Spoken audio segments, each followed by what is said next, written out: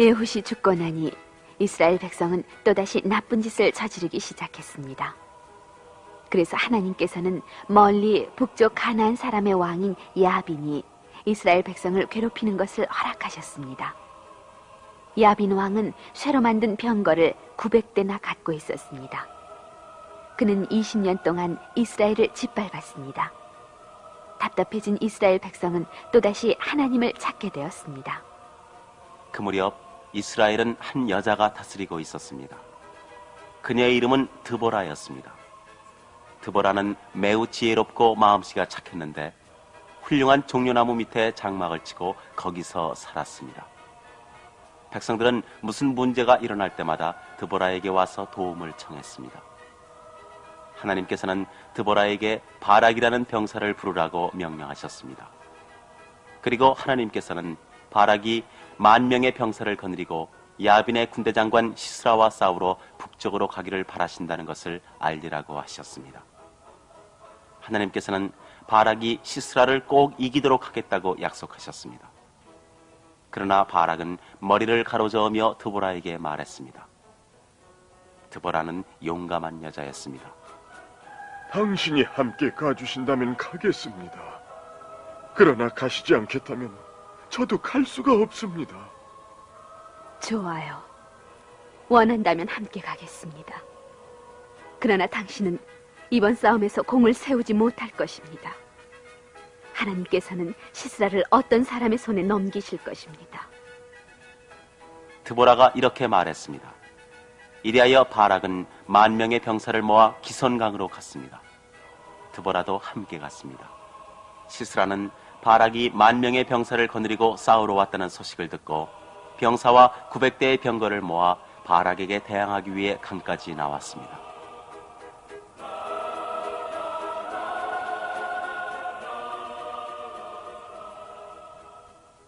하나님께서는 이스라엘군을 도우셨기 때문에 시스라와 그의 병사들은 달아나 버렸습니다. 죽은 사람도 많았습니다. 시스라는 이번 싸움에 졌다는 것을 곧 깨달았습니다. 그는 타고 있던 병거에서 뛰어내려 있는 힘을 다해 곧장 달려갔습니다. 더 이상 달릴 기력조차 없어진 그는 발을 멈추고 주위를 살펴보았습니다. 그는 외떨어 서 있는 장막을 발견하자 그곳으로 갔습니다. 이 장막에는 야엘이라는 여자가 혼자 있었습니다. 야엘은 이스라엘 사람도 가나안 사람도 아니었습니다. 그는 겐 사람이었습니다. 겐 족속은 남쪽으로 멀리 떨어진 시내산 가까이에 살고 있었습니다. 여러분은 모세가 애굽을 도망쳐 나온 이후 광야에 살았던 일을 기억하고 있겠지요? 모세는 그곳에서 겐족의 여자와 결혼했던 것입니다. 이스라엘 백성이 이곳 광야를 지날 때 모세는 자기보다도 광야의 지리에 밝은 처남에게 안내를 부탁했습니다. 이리하여 모세의 처남은 이스라엘 사람과 함께 살았고 그 자손도 이스라엘 사람 사이에서 살게 되었습니다. 시스라는 야엘의 남편 헤벨이 야빈 왕과 화평하게 지냈다는 것을 알고서 도움을 청했습니다. 이 안으로 들어오셔요. 야엘은 이스라엘 편이었지만 시스라에게 말한 후에 그를 편히 눕게 하고는 담요를 덮어주었습니다. 시스라는 부탁했습니다. 물을 좀 주시오. 몹시 목이 마르오. 야엘은 물 대신 우유를 가져왔습니다. 우유를 마시고 난 시스라는 당부했습니다. 장막 앞에 있다가 만일 누가 와서 안에 누가 있느냐고 하거든 아무도 없다고 대답하시오. 시스라는 너무 피곤하여 곧 깊은 잠에 빠졌습니다. 야엘은 그가 잠든 것을 보자 장막 말뚝을 뽑아왔습니다. 그녀는 가만히 장막 안으로 들어와 말뚝을 시스라의 머리에 박았습니다. 시스라는 말 한마디 못하고 죽었습니다. 얼마 후 야엘은 장막 앞에 서 있었습니다. 바락이 시스라를 추적하여 달려왔습니다. 야엘이 말했습니다. 잘 오셨습니다. 당신이 찾고 있는 분을 보여드리지요. 그녀는 바락을 장막으로 불러 머리에 말뚝이 박힌 채 죽어있는 시스라를 손가락으로 가리켰습니다. 바락은 이스라엘 진영으로 돌아와 드보라에게 야엘이 한 일을 보고했습니다. 바락과 드보라는 기쁨의 노래를 불렀습니다. 그리고 큰 승리를 얻게 해주신 하나님께 감사드렸습니다.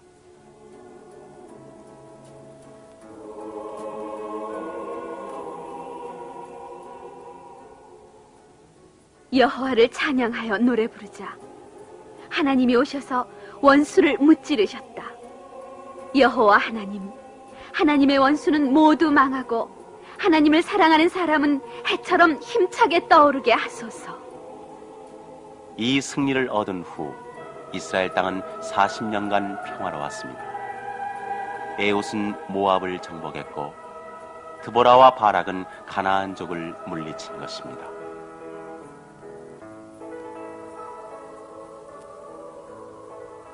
이만큼 채찍을 맞고 또 축복을 받았으면 이스라엘 백성으로서는 이젠 거짓신을 버리고 하나님만을 섬길 때도 되지 않았을까요? 그러나 그들은 아직도 정신을 차리지 못했습니다. 드보라가 죽은 후 그들은 또 하나님 앞에서 악한 일을 저질렀습니다. 이번에 하나님께서는 미디안 사람들로 하여금 그들을 괴롭히도록 허락하셨습니다. 미디안 사람은 한 곳에 머물러 살지 않고 떠돌아다니는 민족이었습니다. 그들은 물건을 훔치는데 이름이 나서 모두들 싫어했습니다. 여러분도 기억하고 있듯이 이스라엘 사람은 이전에도 미디안 사람에게 고통을 받은 일이 있습니다.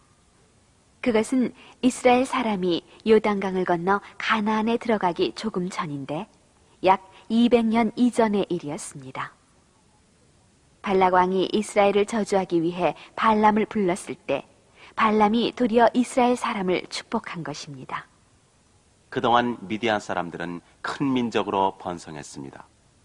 그러나 그들은 천한 도둑대였습니다. 그들은 곡식을 얻기 위해 일정한 장소에서 자기들의 논밭을 갈지 않고 약한 민족을 습격해서는 곡식을 몽땅 빼앗아가는 것입니다. 그리고는 다른 장소로 옮겨 같은 짓을 되풀이했습니다. 그들은 이스라엘 사람에게도 같은 짓을 했습니다. 그들은 소와 장막을 갖고 메뚜기 떼처럼 수없이 몰려왔습니다. 그들은 땅을 못쓰게 만들며 이스라엘 사람의 식량을 하나도 남기지 않고 쓸어갔습니다. 이스라엘 백성은 가난에 시달렸으나 무서워서 반항할 수가 없었습니다. 미디안 사람들에게 대들면 사정없이 죽음을 당한다는 것을 잘 알고 있었기 때문입니다. 미디안 사람이 7년이란 긴 세월 동안 그들을 계속해서 괴롭혔기 때문에 이를 견디지 못하게 된 이스라엘 사람들은 집에서 살 수가 없게 되었습니다. 그래서 그들은 미디안 사람을 피해 산속 동굴이나 바위 그늘에 살았습니다. 그들은 마침내 굶주려 죽게 되었습니다. 이같이 비참한 처지에 놓이게 되자 그들은 하나님께 구원을 청했습니다. 하나님께서는 그들의 기도를 들으시고 불쌍하게 생각하셨습니다. 이스라엘 백성 가운데 기드온이란 젊은 농부가 있었습니다. 어느 날 그는 미디안 사람에게 들키지 않으려고 포도주 틀에다 몰래 밀 이삭을 털고 있었습니다. 그때 낯선 사람이 그의 옆에 나타나 상수리 나무 밑에 앉았습니다. 낯선 사람이 기드온에게 말했습니다. 위대한 용사여, 여호와께서 너와 함께 계시다. 여보세요. 여호와께서 우리와 함께 계신다면 어째서 이런 일이 우리에게 일어났겠습니까? 우리의 조상이 하나님께서는 우리를 애굽에서 인도하셨다고 자랑하던 그 신기한 일은 이제 어디로 갔다는 말입니까? 하나님께서는 우리를 버리시고 미디안 사람의 손에 넘겨주셨습니다. 여러분은 아브라함이 낯선 손님의 방문을 받았던 것을 기억하시겠죠? 그 손님이 바로 하나님이셨던 것도 기억하시겠죠? 상수리 나무 밑에 그 나그네도 바로 하나님이셨습니다. 아브라함처럼 기드온도 처음에는 그분을 알아보지 못했습니다. 하나님께서 기드온을 돌아보시고 격려하셨습니다. 너는 네 힘으로 미디안 사람의 손에서 이스라엘을 구출하라. 내가 너를 보내니 안심하라. 기드온은 깜짝 놀랐습니다. 어째서 가난한 농부에 지나지 않는 자기가 미디안 사람으로부터 동포를 구해낼 수 있다는 말입니까?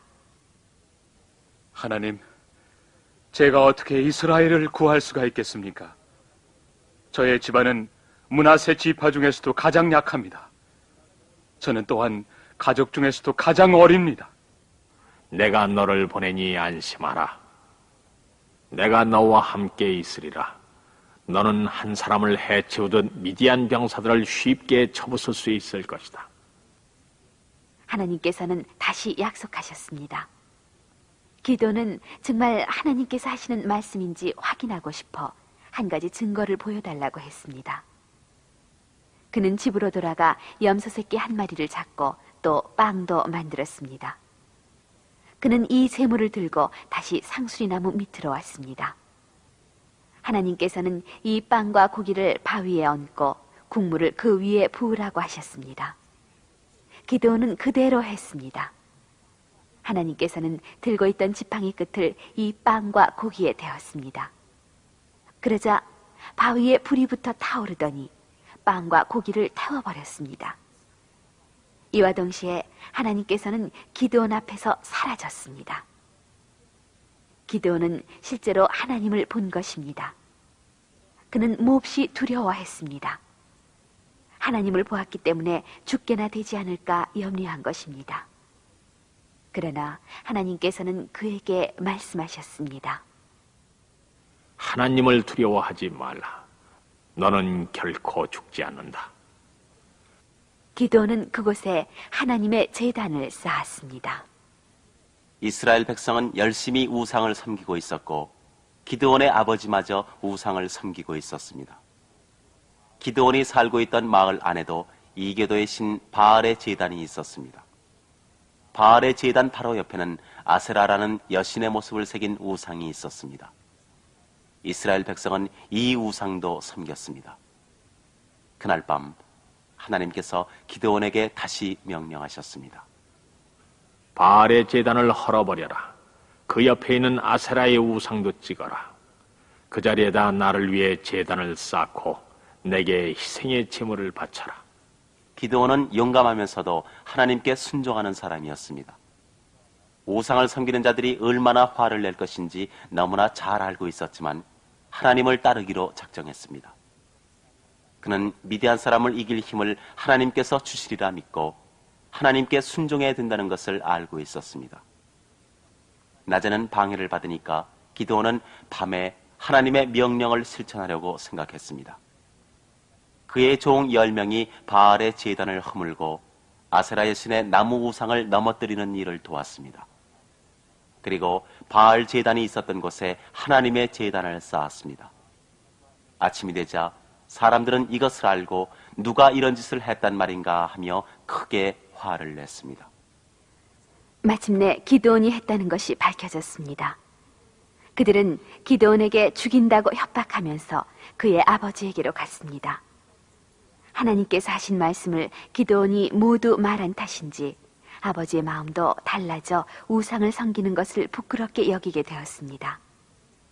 그래서 기드온의 아버지는 대답했습니다. 당신들은 바알 때문에 다투는 것이요. 만일에 바알이 신이라면 자기 제단이 허물어졌으니 알아서 할 것이요.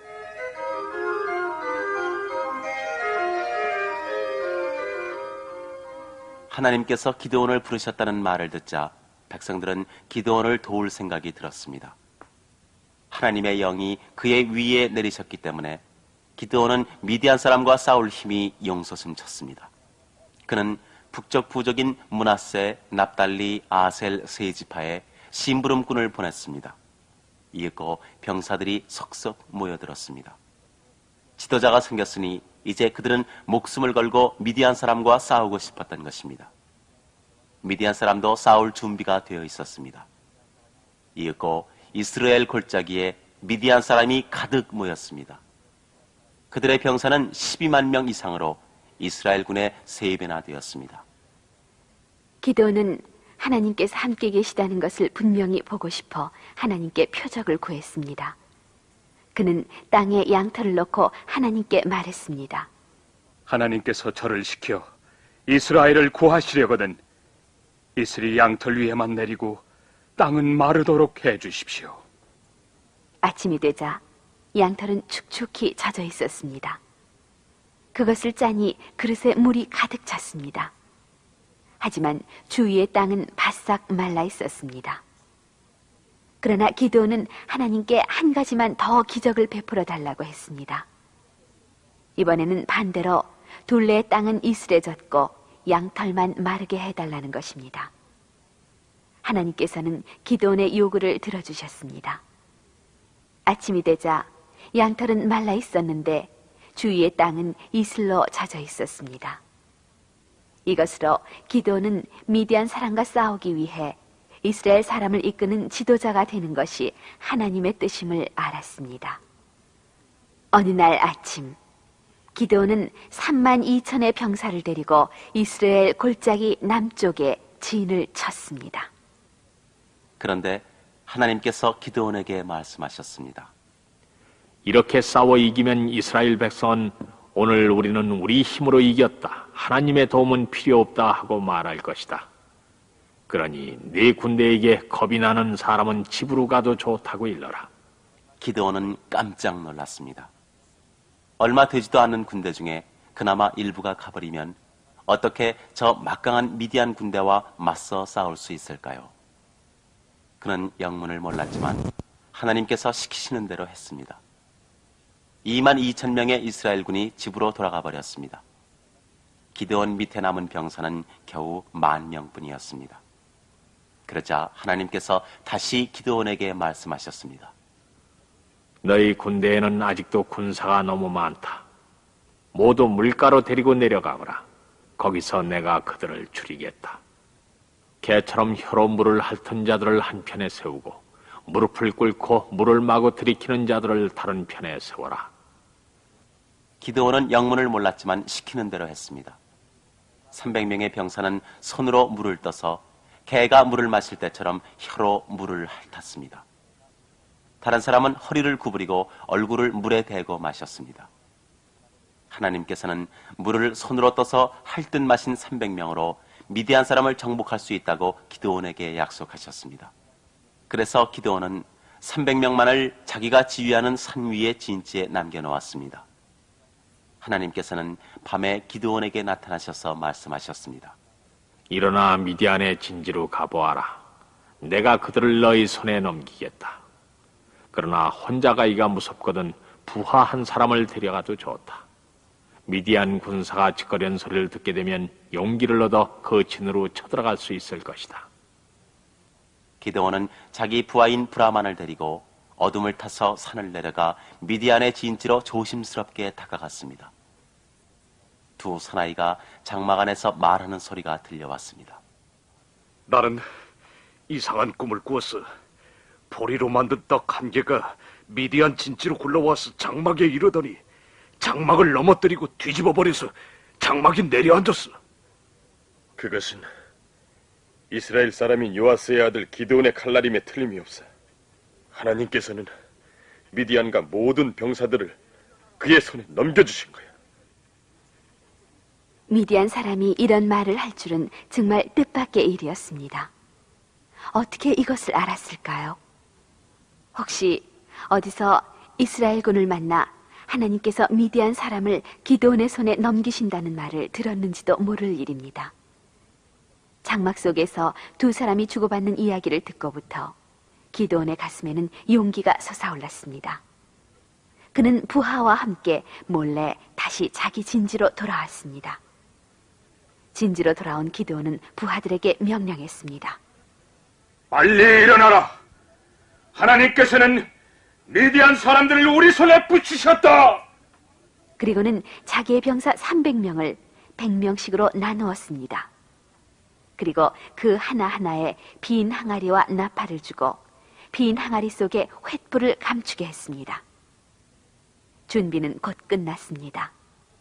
밤중에 기드온과 300명의 용감한 병사들은 소리도 없이 산을 내려왔습니다. 그리고 들쥐처럼 소리를 죽여 미디안 사람의 진지 바로 곁까지 다가갔습니다.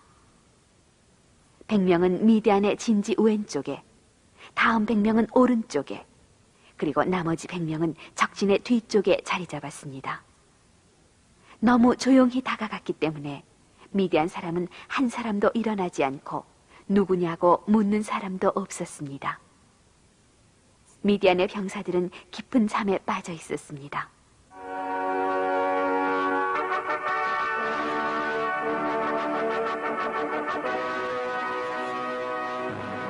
갑자기 기드온이 신호를 보냈습니다. 그가 나팔을 입에 대자 조용한 밤하늘에 요란한 진격 나팔 소리가 울려 퍼졌습니다.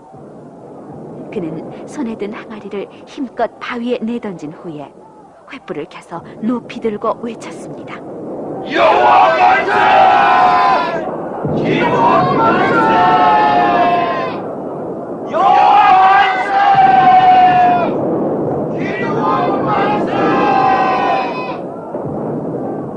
그 소리가 떨어지기가 무섭게 세 곳에서 300개의 나팔이 일제히 울려 퍼지더니 300개의 항아리가 바위에 부딪혀 깨어지고 300개의 횃불이 어둠을 환하게 밝히고 300명의 입에서 여호와 만세, 기드온 만세 하는 함성이 땅을 흔들었습니다.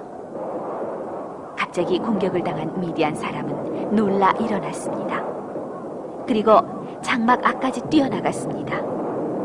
어디를 보나 활활 타는 횃불과 무서운 병사의 모습뿐이었습니다. 여기저기서 진격 나팔 소리와 이스라엘 병사들의 고함 소리만 들렸습니다. 여호와 만세! 기도원 만세! 여호와 만세! 기도원 만세! 겁에 질려 눈이 어두워진 미디안 사람들은 대군이 쳐들어왔다고 생각했습니다. 그들은 겁이 나고 당황하여 칼과 창을 닥치는 대로 찌르고 베고 했습니다. 등불을 가져올 틈도 없었습니다. 그래서 그들은 어둠 속에서 아무도 알아볼 수가 없어 자기네들끼리 서로 죽였습니다. 이렇게 싸우던 중 기드온은 급히 사람을 시켜 에브라임 산으로 돌려보낸 병사들에게 달아나는 미디안 사람을 뒤쫓으라고 명령했습니다. 이스라엘군은 요단강까지 적을 뒤쫓았습니다. 12만 명의 미디안 병사가 칼에 맞고 쓰러져 있었습니다. 어둠 속에서 자기네 병사들끼리 서로 죽인 것입니다. 건너편 기슭에는 불과 15,000명의 미디안 사람이 그들의 왕 세바와 살문나와 함께 남아있을 뿐이었습니다. 기드온은 그들을 살려두면 또다시 이스라엘을 괴롭히러 올 것이라 생각하고 요단강을 건너 그들을 뒤쫓아갔습니다. 기드온의 병사들은 숫곳이라는 도시를 지나야만 했습니다. 그들은 밤새도록 싸웠기 때문에 쓰러질 것 같았습니다. 기드온은 숫곳 사람들에게 빵을 달라고 했습니다.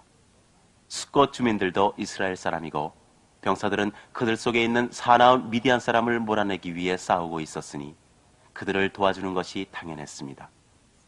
그런데도 이 성의 장로들은 거절했습니다. 당신들은 아직 세바와 살문나를 사로잡지 못했어. 그런데 우리는 무엇 때문에 당신들에게 빵을 줘야 한단 말이오? 이 말을 들은 기드온은 화가 나서 나중에 그들을 벌하겠다고 했습니다. 다음 도시인 분우엘에서도 같은 말로 거절당하자 기드온은 그들도 벌하겠다고 말했습니다. 마침내 이스라엘군은 미디안 사람을 뒤쫓아가서 15,000명에 달하는 그들을 거의 전멸시켰습니다. 세바 왕과 살문나 왕은 달아났지만 결국 사로잡혀 쇠사슬에 묶여져 끌려왔습니다. 이스라엘 사람은 미디안 사람의 금귀걸이와 낙타목에 걸린 장식품을 모두 빼앗았습니다. 새벽이 되기 조금 전에 기드온과 그의 병사들은 이곳 장로들이 아무래도 잡히지 않는다던 2명의 왕을 데리고 숲곳으로 돌아왔습니다. 그리고 77명의 장로들을 들가시와 찔레나무 가지로 때려 배고파 기진한 병사들에게 빵을 주지 않은 죄를 벌했습니다. 기드온은 다시 분우엘에 가서 하나님의 군대를 돕지 않았다는 벌로 그곳의 망대를 무너뜨렸습니다. 이 하룻밤 사이에 하나님의 도움을 받은 기드온과 그의 군대는 12만 명 이상이나 되는 미디안의 군대를 차부순 것입니다. 이스라엘 백성은 기드온의 공로를 매우 칭찬하며 그에게 왕이 되어달라고 했습니다. 그러나 기드온은 이렇게 말했습니다. 내가 그대들을 다스릴 것도 아니고 내 자손이 그대들을 다스릴 것도 아닙니다. 그대들을 다스릴 분은 하나님 분이십니다. 기드온이 살아있는 40년 동안 이스라엘은 태평한 세월을 보냈습니다.